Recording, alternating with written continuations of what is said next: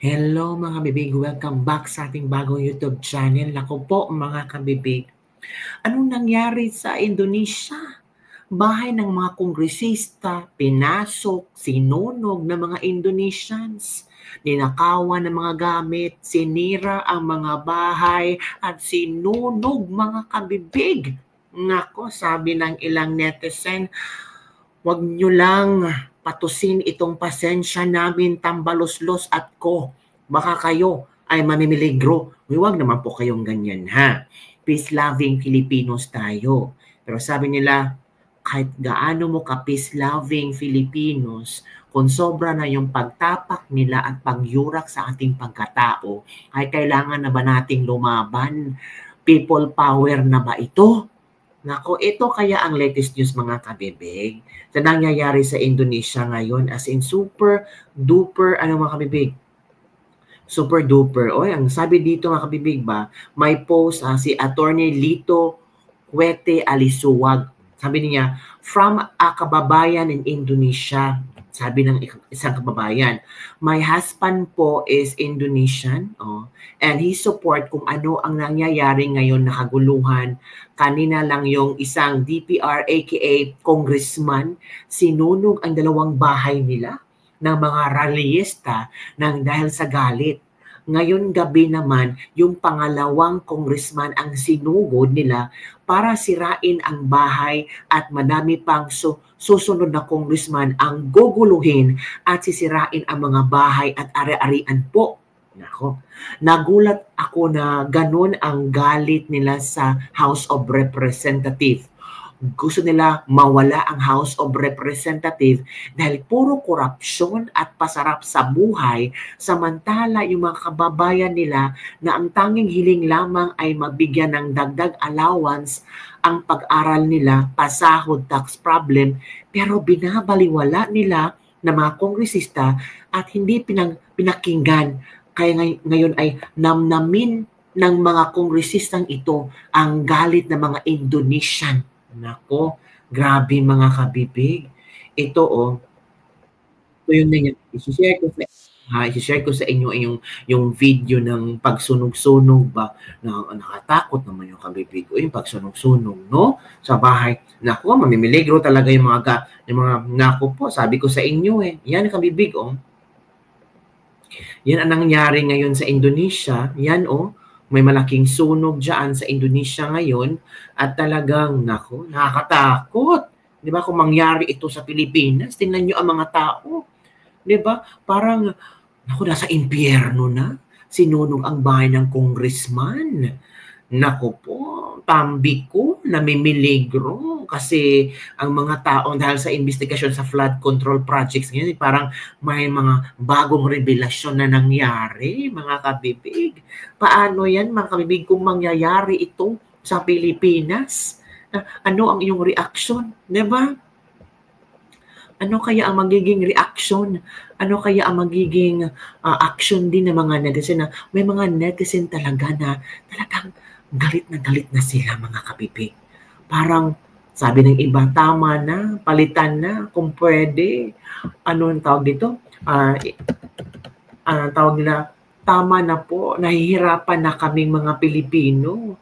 Balik na tayo sa sakto. Ito pa mga kabibig ha, mga video ito ha, na i-share ko sa inyo na grabe yung sasakyan ng isang kongresista sa Indonesia. Naku, grabe yung mga rallyista, hindi na talaga mapipigilan ang galit nila. Yan kabibig Yan kabibig grabe. Yan Yan. Naku, ano pa ba? Hanap na dito mga video ni Kefichu. Naku po mga kabibig. Meron pa ba mga video si Kefichu? Ito. Pakinggan natin ito kabibig ha. Ito. Ay, hindi pala yan. Ay, ito yung anak ng ng kongresista. Hindi ito, ng hindi yan. Yung iba kabibig ha. Maghanap ako ng video kabibig ha na talagang nakakatakot mga kabibig na mangyayari ito sa Pilipinas ba. What do you think kabibig? Mangyayari kaya yan na magagalit ang mga tao, susugod ang mga tao sa bahay ng mga kongresista, susunugin ang bahay. Well, ang mga Indonesian talagang baka sobrang galit na nila, no? Sobrang, ito ha, may pakita ako sa inyo ha, na pinasok din ang bahay ng mga Indonesian at ninakaw yung mga gamit ng mga Indonesian congressman. O eto kabibig, i-share ko sa inyo. Makinig tayo dito ha. Yan, ito na. Indonesian politician who's currently hiding in Singapore, come out now. Keluar, tanggung jawab. You should be held accountable for your statement and action. Your house just got ransacked and looted by the rakyat. They got your TV, sofa, fridge, everything. Your 28 cars that were worth 28 million Sing dollars destroyed. Wow, 28 cars down. 28 cars sa isang congressman. Nako.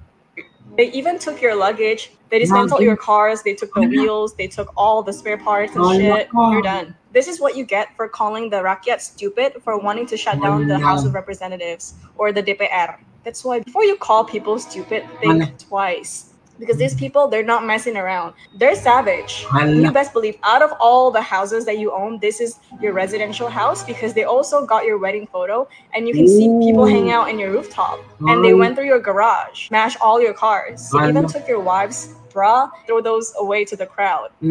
So technically, they're not stealing. They're just taking back the money that was once theirs. And honestly, I hate to say this, but you deserve this. Oh, you deserve this.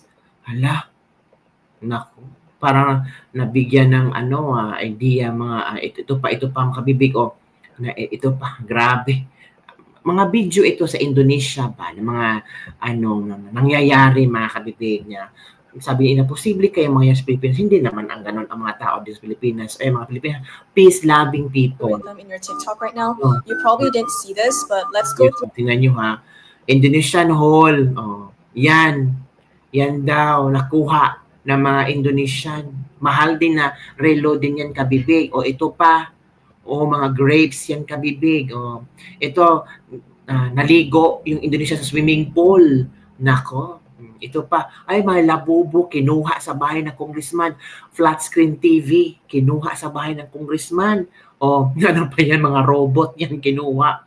Ano pa? Piano kinuha din kabibig. Ano pa ito? Ay, Hermes bag. Wow, mamahaling bag. Ay, ano ba yan? Bastos? Ano pa naman yan? Grabe. Ano to? Ang dami. Mga Hermes bag, mga Gucci pera. Nako, niransak pala ang bahay nila. Yan. Nako, grabe. GTA 6. So, madaming kinuha ng mga relo pa rin, mga kabibig. Diba? Another bag, mamahaling bag.